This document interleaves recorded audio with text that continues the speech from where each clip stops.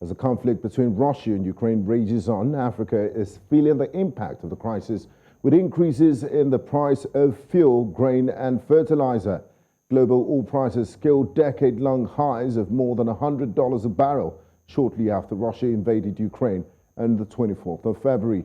Both Ukraine and Russia are also major suppliers of wheat and other cereals to Africa, while Russia is a key producer of fertilizer.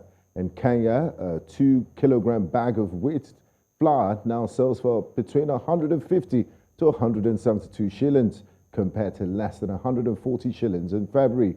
In the Ugandan capital, Kampala, Ukraine's crisis has already caused a surge in prices of soap, sugar, salt, cooking oil and fuel. Now, joining us in Continental Prime, live from Columbus, Ohio in the United States to discuss the effects of the Russia-Ukraine war on Africa is Deba Uwadiae. Deba is an author and publisher of the New Americans magazine. Hello, Deba. Thanks for joining us in the news. Thank you very much.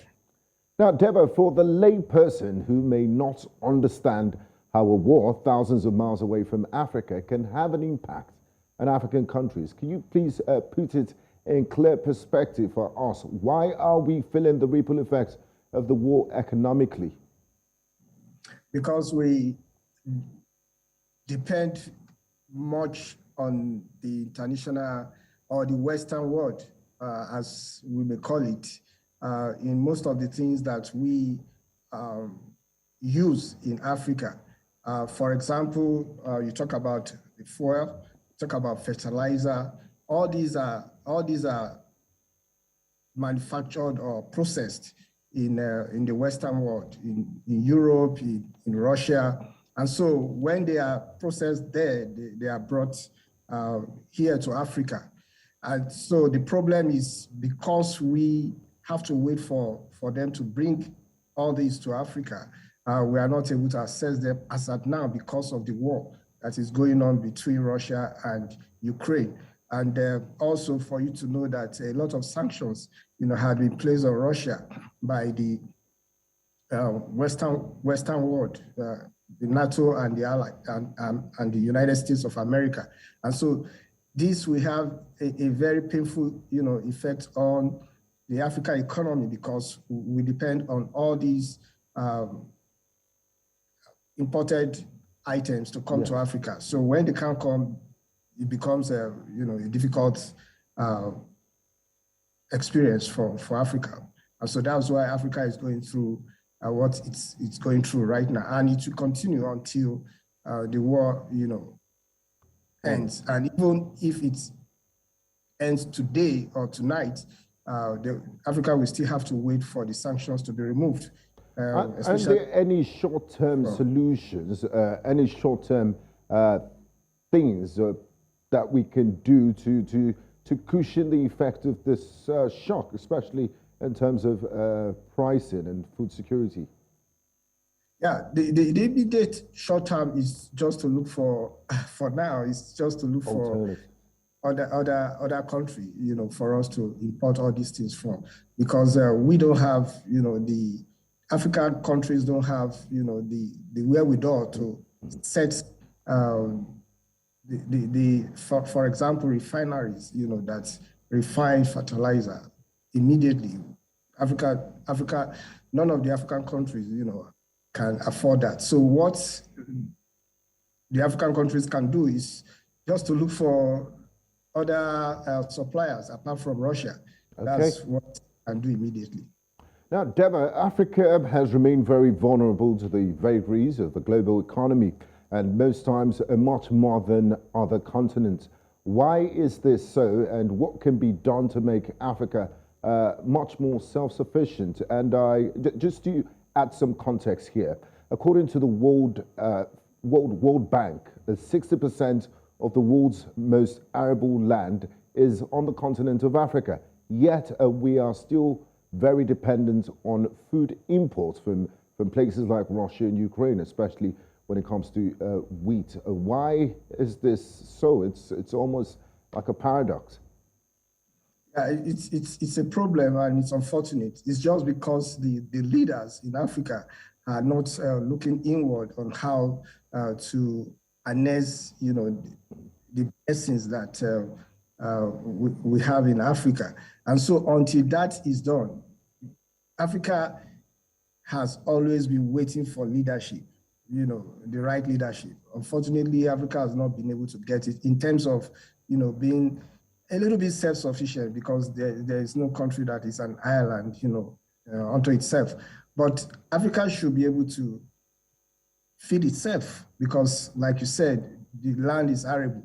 And so Africa should be able to feed itself. Africa should be able to even export food, to other countries that will require it. The problem is leadership. We still lack that leadership. People get there. I don't know what happens when they get there to lead. Unfortunately, they are not able to address, this vital area, especially when it comes to food. And so that is the problem. Until you have leaders that can address this very important need, until you have leaders that can lead, the right way, and until you have leaders that are determined, that love Africa, not just on campaign to say they love their countries, but people who really love and who want to serve. Until we have that, we'll continue to depend on importation. It's unfortunate, honestly, but I believe that there are people who want to make a change. Until those people are given the chance to make that change, we may continue to go through what we are going through right now. Now, Deba, just before we wrap things up, Africa has been described as an attractive bride for developed economies traded with African countries. However, most of, if not all of those trade links are in a deficit against African countries. What are the limitations against African countries? Why is this the case? Why do we have more deficits? And then last year, the Africa Continental Free Trade Area agreement was signed after. How much of a game changer will this be in having more intra-Africa business? The problem is that most of the things that Africa we export, that's why we have deficits. Most of the things that we export are primary goods, like food, drink, raw materials, energy.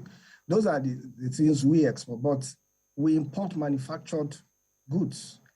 That is where the money is, that is where you make, the money that can really make impact in development in Africa. So until we start manufacturing, so we have to address industrialization. We have to go into that and see how we can start manufacturing.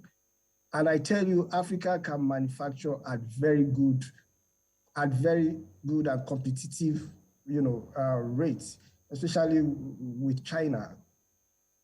We have the manpower, and we have the environment where people can afford, what they earn. Okay. So when we do that, that will help us to move up.